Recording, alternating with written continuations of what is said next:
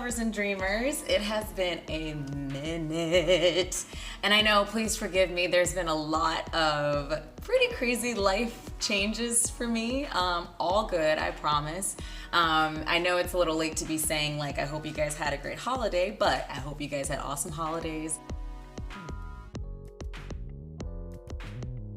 And that you're sticking to whatever your New Year's resolutions may be.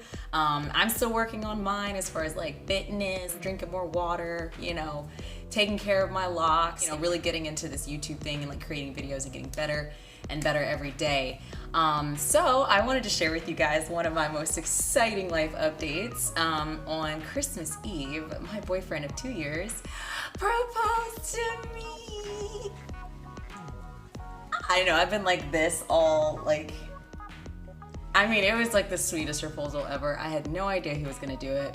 My family already knew, his family already knew. He'd been sitting on this ring for a month. So, I mean, I'm getting married.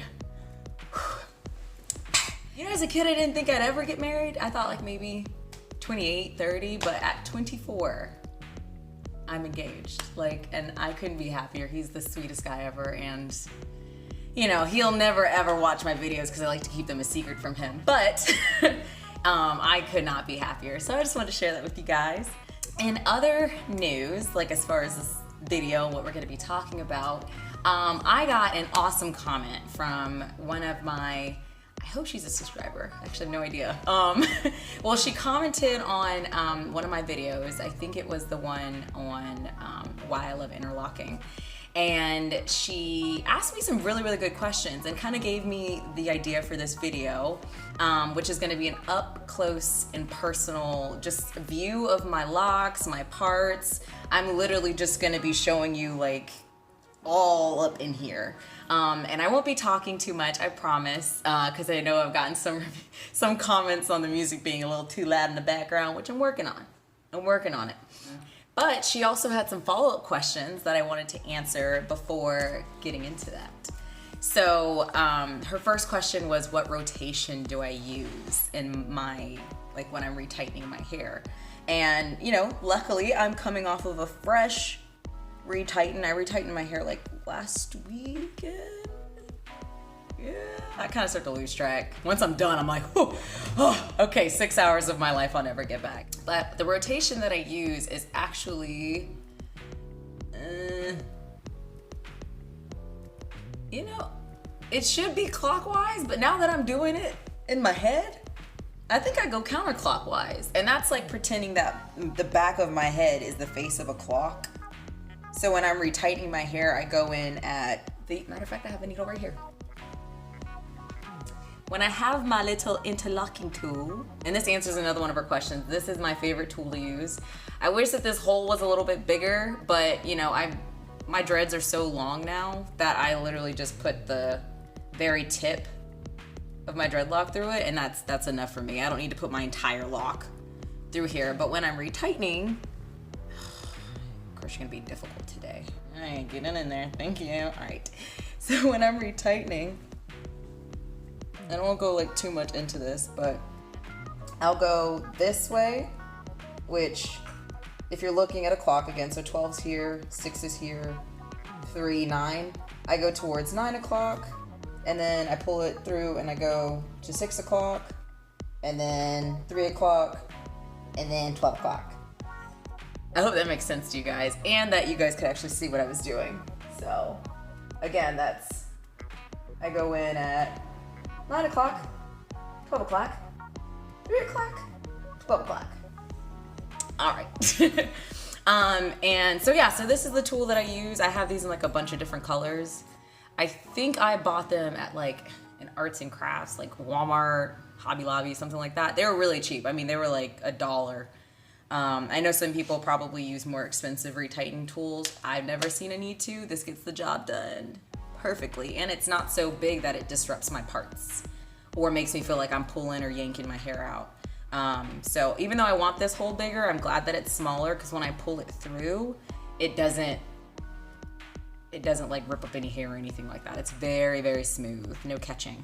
All right, another one of her questions was, how important is it to start where you left off? So assuming this is not necessarily like the location of like where I like retighten my last dread, it's more of like, again, about the rotation of how I interlock.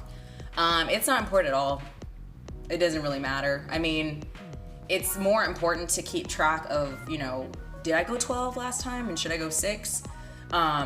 Or sorry, not 12 and 6, but 12 and 9. So it's more important to get like the up and horizontal part right, regardless of which direction you're going in. So that's like, for example, I've retightened my dreads and I've gone 12, 9, 6, 9, 12, 3, 6, 9. Like it doesn't really matter as long as you're ensuring that you're not doing 12, 6, 12, 6, 9, 3, 12. Like if you don't want to go the same horizontal direction repeatedly, because that's how you create holes in your dreads. And on some locks, depending, especially the ones around my edges, because depending on which direction you leave off one, it could make like the dread look like it's farther back on the part than it should be. And I know that's not going to make any sense to anyone unless they interlock their hair. But in the front, I always make sure that the last run through goes down, like towards the front of my face instead of back. Like I interlock it this way instead of this way. And that's because, you know, I have like a very big frontal lobe forehead. So I like to keep, you know, the density of my hair as like front as possible so that my, you know, hairline looks good and fresh.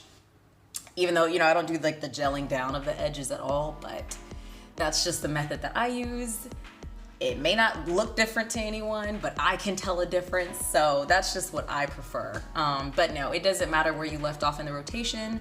Especially when it's been like a couple months and you're starting to retie new growth, it really doesn't matter. You don't want to go the same like horizontal or vertical direction too many times in a row.